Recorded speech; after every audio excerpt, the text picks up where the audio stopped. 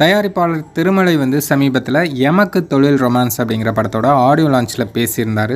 அப்படி பேசும்போது தலைவர் ரஜினிகாந்த் அவர்களை உதாரணம் காட்டி ஒரு சில விஷயங்கள் சொன்னார். அந்த படத்தோட கதாநாயகனான அசோக் செல்வன் வந்து அந்த படத்தோட ப்ரொமோஷன் எதுலேயும் பங்கேற்கலை அப்படிங்கிறத வந்து அங்கே ஒரு மிகப்பெரிய குற்றச்சாட்டாக வச்சாங்க. ஆர்கே செல்வமணி கூட அவர் மேலே ஒரு குற்றம் சாட்டியிருந்தார். அதாவது படத்தோட ப்ரொமோஷனுக்கு ஹீரோக்கள் வரணும் அப்படிங்கிற மாதிரி அதில் பேசியிருந்தாங்க.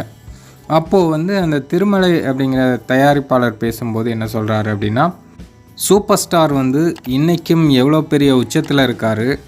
அவர் வந்து அந்த படத்தோட ஆடியோ லான்ச்சுக்கு அந்த படத்தோட ப்ரொமோஷனுக்கு வரணும் அப்படிங்கிற அவசியமே இல்லை. அவர் வீட்டிலையே உட்காந்துருந்தா கூட படம் வந்து மிகப்பெரிய ஹிட் ஆகும். அப்படி இருந்தாலும் கூட அவர் வந்து தொழில் மேலே உள்ள பக்தி காரணமாக ஒவ்வொரு படத்தோட ப்ரொமோஷனுக்கும் வந்து நிற்கிறாரு, எல்லாரையும் வாழ்த்துறாரு. சூப்பர் ஸ்டார் எல்லா படத்துலையும் வந்து நின்று இன்னைக்கு வரைக்கும் உச்ச அவர் வரணும்னு அவசியமே இல்லை. வீட்டில் உட்கார்ந்துட்டு இருந்தா கூட அந்த படம் சூப்பர் ஹிட். ஒவ்வொரு படத்துக்கு வந்து நிற்கிறாரு, வாழ்த்துறாரு.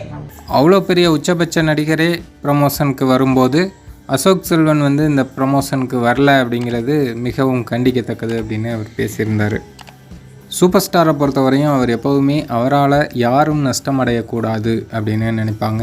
குறிப்பாக தயாரிப்பாளர்கள் வந்து அவரால் நஷ்டம் அடையக்கூடாது அப்படின்னு நினைப்பாங்க. அதனால் முடிஞ்ச அளவுக்கு அந்த தயாரிப்பாளருக்கு லாபம் வர்ற மாதிரி தலைவர் பார்த்துக்குவாங்க. அது படத்தில் நடிக்கிறதா இருந்தாலும் சரி, இல்லது இந்த மாதிரி ப்ரொமோஷன் வேலைகளாக இருந்தாலும் சரி, எல்லாமே தயாரிப்பாளருக்கு ஃபேவராக இருக்கிற மாதிரி தான் தலைவர் பண்ணுவாங்க.